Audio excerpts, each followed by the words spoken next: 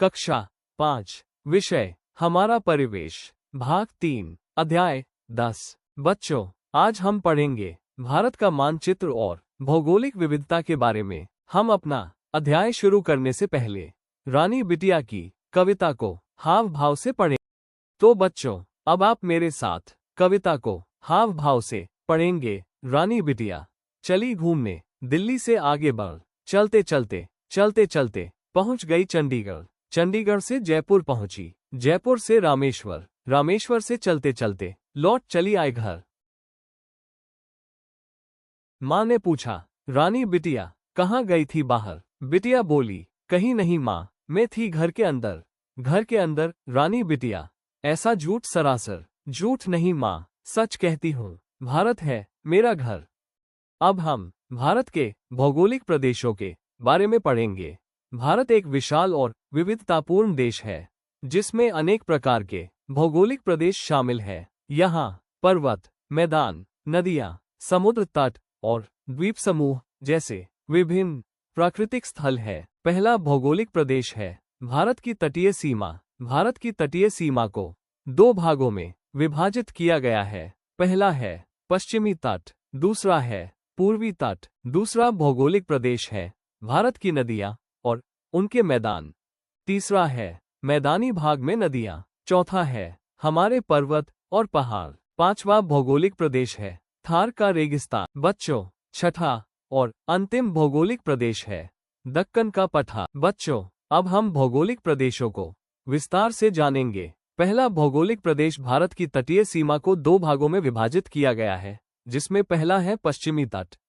पश्चिमी तट उत्तर में गुजरात में कच्छ के रण से लेकर दक्षिण में कन्याकुमारी तक फैला हुआ है। भारत का सबसे लंबी तटरेखा वाला राज्य गुजरात है। इस तट पर बंदरगाह स्थित है और पश्चिमी तट के दक्षिण में कन्याकुमारी है। भारत की तटीय सीमा वाले भौगोलिक प्रदेश का दूसरा भाग है पूर्वी तट। अब हम पूर्वी तट की ओर यात्रा करेंगे। उत्तर दिशा की ओर जाते हुए हम भारत के कई राज्यों से गुजरेंगे।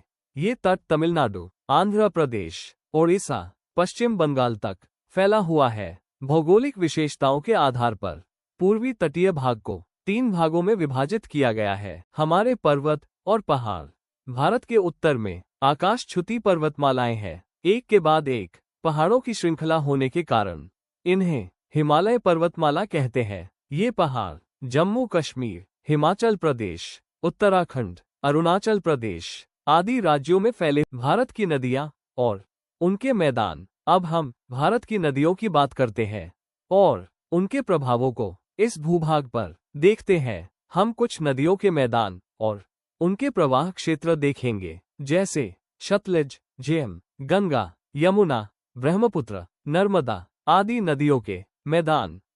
मैदानी भाग में नदियाँ। नदियाँ पहाड़ों के बीच बहने के बाद मैदानों में मिट्टी बिछाती चलती है। हिमालय पर्वत के दक्षिण में एक विशाल मैदान है, यही सतलज, गंगा, ब्रह्मपुत्र एवं उसकी सहायक नदियों का मैदान है। इसे उत्तर का मैदान भी कहा जाता है।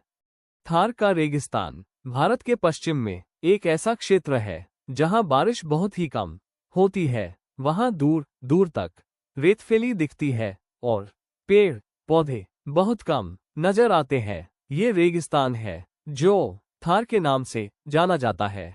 बरौली पर्वतमाला के पश्चिम में हम थार का रेगिस्तान देख सकते हैं। यहाँ लोग भेड़, बकरियां और ऊंट पालते हैं। बच्चों, अब हम दक्कन के पठार के बारे में पढ़ेंगे। उत्तर के मैदान से दक्षिण तक फैला भारत का लंबा चौड़ा भूभाग रेगिस्तान में पैटारी है। ये भूभाग कहीं ऊंचा, कहीं गहरा है और कई जगहों पर पथरीली हल्की मिट्टी है। बच्चों, इस भूभाग पर ज्वार, रागी जैसे मोटे अनाज ज्यादा उगाए जाते हैं। इन्हीं पठारों में लोहा, कोयला, सोना आदि की खदानें हैं। बच्चों, अब हम कुछ प्रश्नों का अभ्यास करेंगे। पहला प्रश्न है, भारत की तटीय सीमा को कितने भागों में बांटा गया है? सर, भारत की तटीय सीमा को दो भागों में बांटा गया है। पहला है पश्चिमी तट, दूसरा है पूर्वी तट। बच्चों, दूसरा प्रश्न है, थार का मरुस्थल कौन कौन से जिलों में फैला हुआ है? सर, थार का मरुस्थल जैसलमेर, बाड़मेर, बीकानेर और जोधपुर जैसे जिले में फैला हुआ है। धन्यवाद बच्चों।